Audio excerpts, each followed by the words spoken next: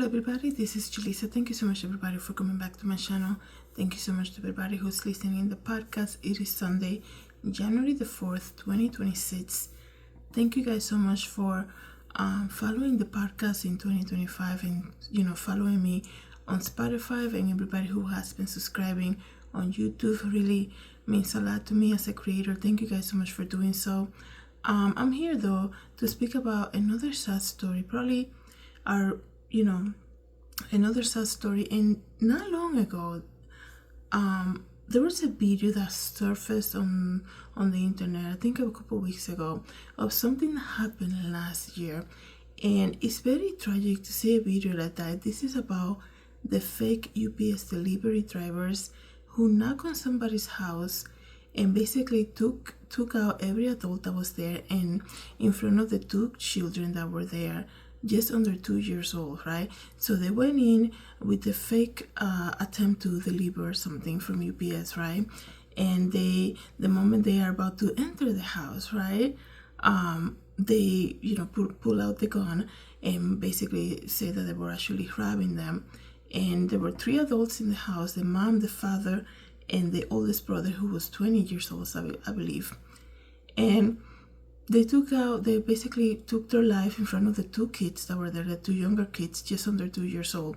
And that video has surfaced because the people who committed that crime were just sentenced, right? And I couldn't believe the amount of evilness that somebody will fake, like this whole planned out thing to go out and fake this delivery and enter somebody's house and have no compassion for human life whatsoever, and no compassion that there are 2 little kids there who are going to be traumatized for a very long time, right? And they just did that so carelessly, right? The mom was begging for her life, right? And the reason that I'm saying this, because the video that surfaced was the people have cameras inside their house, right? So the video, everything that happened was recorded. And that video, because it was used in the court, was just released, and it became viral a couple weeks ago on the internet. And I couldn't believe it. It's very traumatizing. I'm not suggesting for you to go out and search for it, but the reason that I'm speaking about it is because when I heard about this story about the dentist who was shot inside his house, or also his wife was also shot and killed inside his home, and the 2 kids that they have were left there in the house, right? And immediately when I heard about this story that happened a couple days ago, right, which I'm going to talk about, it brought me to that video that was surfacing on the internet about the fake UPS delivery people that went into the house and basically killed every adult in that house and left the 2 children there. It's so crazy. It tells you once again, I keep repeating myself, your life can change at any moment. The only thing that we have is our relationship with Jesus Christ. We live in a broken world. There's a lot of evil out there, right? How crazy it is that now you have to be so careful, even like receiving a delivery, right? Because people are just dressing up like delivery drivers, and going out and committing this crime is so crazy. So the mystery that's happening in Ohio, I believe, I'm going to read to you exactly what's going on. So on Tuesday, December 30th of this week, right, Spencer Tep, 37 years old, and Monique, 39 years old, were found with an apparent gunshot wounds inside their Columbus home.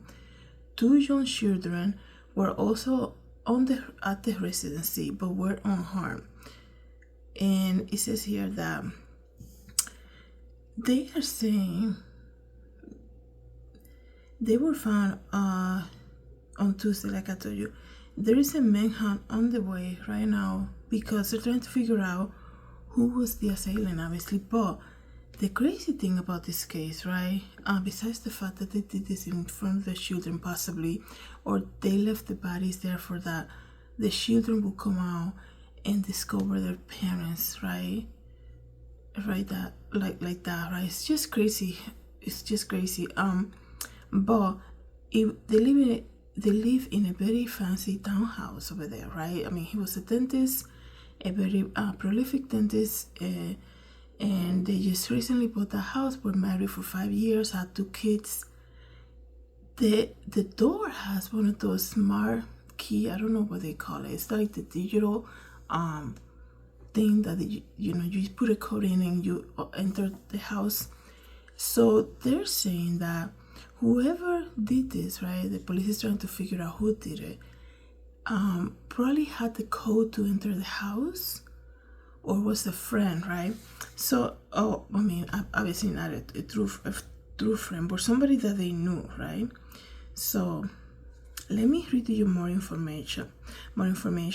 Columbus police on Friday unveiled a timeline in the investigation of the murders of Spencer and Monique, a Columbus area dentist and his wife, as their loved ones issued their first public statement since they were found shot on Tuesday.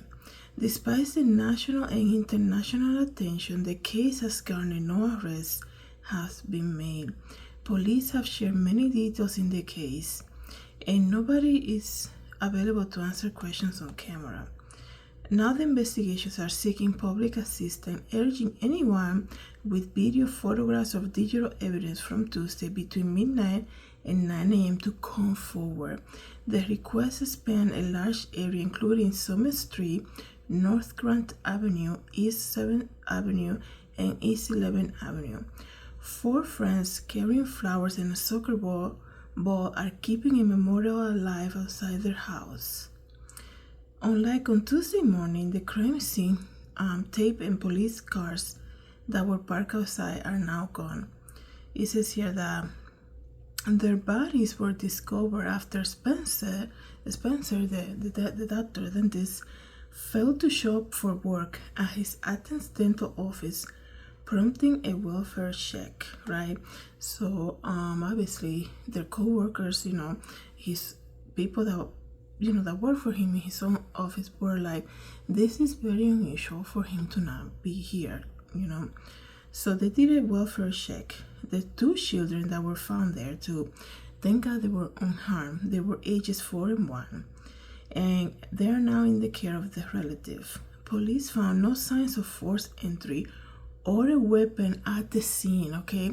So they were shot and there was no weapon at the scene, because you think about this, right? And you're like, they were a very happy couple, things like that, but you really never know what goes deep down in somebody's house, right? So when I first read it briefly, I was like, no forced entry, the children were there, and there was nobody's coming forward and saying, yeah, so a suspicious vehicle, things like this.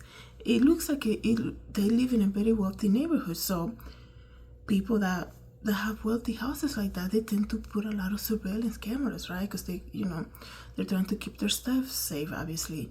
So how come there's no footage of that? So I immediately thought maybe there was something else going on between them, right? But now look at this, they're saying there was no weapon found, right? So that's very important. So somebody went in there and did that, right? And now I'm thinking, just as I started saying to you guys, that fake UPS delivery driver thing could have been somebody that they ordered food, right? And the guy delivered to them, because he said there was no forced entry, so maybe it was a delivery person who went in, right?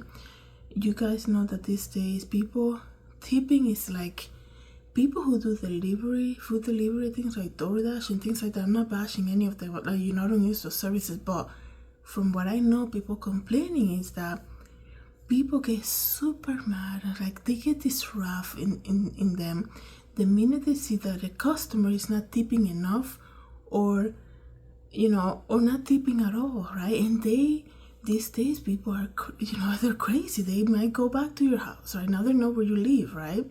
And they say, I saw a video online too about a pizza delivery guy who returned to the house and said, you live in a very good fancy house to be tipping $5. Are you serious? This is the stuff that's happening right now. And so now I'm thinking, could have been some type of service worker that they hire who probably got upset, right? It has to be somebody that they know, obviously, There was no forced entry. The weapon was not found there, right? So somebody went in and did that, right? Maybe there was a discussion or something, right? Someone went in, did that, and left. So I cannot believe though that there's no neighbors, right, that come out and say, I saw them having some type of company, or somebody came over, or they tend to order food late, or they always seem to be getting food deliveries and things like that, right? So you always know that neighbor. If you live in a place that very close by people, you can tell who gets a lot of deliveries all the time, right? So I'm very surprised that nobody's coming forward and saying this and the other. If anything, I mean, you have to also look at every patient that he had and look at the reviews that the practice had. From what I hear, he was a great doctor, right? Even the patients of him are coming on the internet saying comments about how great he was. So it's just very sad, but these days people are just taking matters into their own hand. So I think they should be looking into that, right? Looking into maybe somebody complained about him. Could have been something that they got delivered, right? It's somebody who did some work in the house and things like this. So we'll pray that they find that person, the person responsible, super fast, right? Somebody knows something. People don't go out and do these things and not share with somebody, right? Or don't even suggest, people always say what they're gonna do. That's what I'm trying to say. People always tend to say what they're gonna do, or their guilt is probably driving them crazy that they have to share with somebody else. So hopefully somebody will come through soon enough. So we pray for the family and the children and everybody affected by this. Let me know, guys, what you think about this. Thank you so much, everybody, for coming to the channel. Thank you for listening to the podcast. Have a good day. God bless.